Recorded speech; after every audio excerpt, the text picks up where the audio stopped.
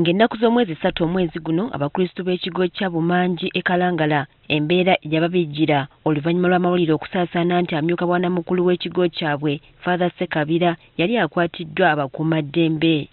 Oluvannyuma lw'ennaku eziwera nga buli omu yeewuunaganya kuwa Father ono gye yali atwaliddwa, amagye gaavayo ne gategeeza nti ge gamulina ng'ebyamukwasa byekuusa ku kyakuseketerera gavumenti. Kati olwaleero bannamateeka ba Father Ssekabira batadde ab'ebyokwerinda ku nninga okuleeta omuntu waabwe mu kkooti oba alina omusango avunaanibwe. Tusaba tugenda kuteekamu amaanyi tulabe nga kkooti zinyigiriza abasirikale baleete Father oyo mu kkooti, bwabaawo omusango guleetebwe mu kkooti awoze, kusinga okubeera eyo ne bamukwata ne bamuteeka ewantu gye tutasobola kumulaba, we tutasobola kunyumyamu naye, we tutasobola kwogera naye okulaba nga tumufunira obwenkanya.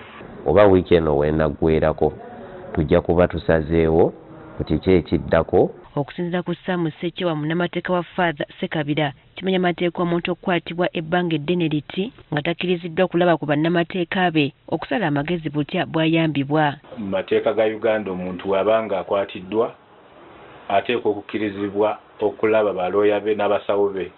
Kitegeerekese nti omusaseroddooti ono abadde alina enkaayana z'ettaka n'omu ku bannyina, bannamateeka bagamba nti newankubadde kino kituufu tolowooza nti embeera Father mwe yakwatibwa yeekuusa ku bino. Nsonga za byansimbi naye engeri gye kyasajjukamu okuleeta SFC ekyo kye tukyanoonyereza naffe, kuba ensonga y'eby'ettaka n'ebyensimbi suubira nti esajjula ekintu okuleeta aba-SFC. Bagamba bagezezaako okutuukira bekikwatako okumanya oba emisango egimuvunaanibwa gyekuusa ku egyo egiri mu kkooti, wabula tebannafuna kuddibwamu kwonna. Twandisa amabaluwa agawerako nga tusaba abakulu abatwala security mu ggwanga beetegereze ensonga eyo, beetegereze balabe ensonga zino ezireeteddwa mu maaso tezikwatagana na misango gino egiri mu makooti.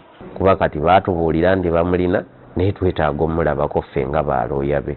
Ssentebe w'ekyalo Samaria ewasangibwa essomero lya Uplift erigambibwa okubaako enkaayana Regina Najinda kw'ossa n'abatuuze abalala bagamba nti Father Ssekabira musaale nnyo mu nkulaakulana y'ekitundu kyabwe nga nabwe kityo ebyamutuuseeko balumirirwa wamu naye. Kati ffe mukungwe ku ky'amazzi tulina enzizi 3 ez'omulembe era nga mikono gya Father yatusakira okuva ebweru. Bagamba nti ne mu byenjigiriza Father abadde abadduukirira nnyo nga singa alemera mu kkomera eyabalula eba esiridde. Ne Father yabadde aweerera abaana baffe yatuwa basale. Tuli bakazi banaku atubeereddewo okulabirira abaana baffe bayamba mu ngeri ezitali zimu nga mbutuufu atudduukirira. Nange nnyina ennaku nnyingi nnyo nakaaba balunamanya bamuwamba olw'abaana baffe kakakitakola tujja bannange.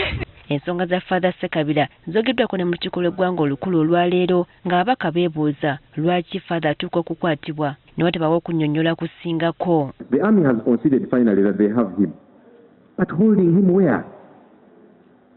Why has he not been produced in court?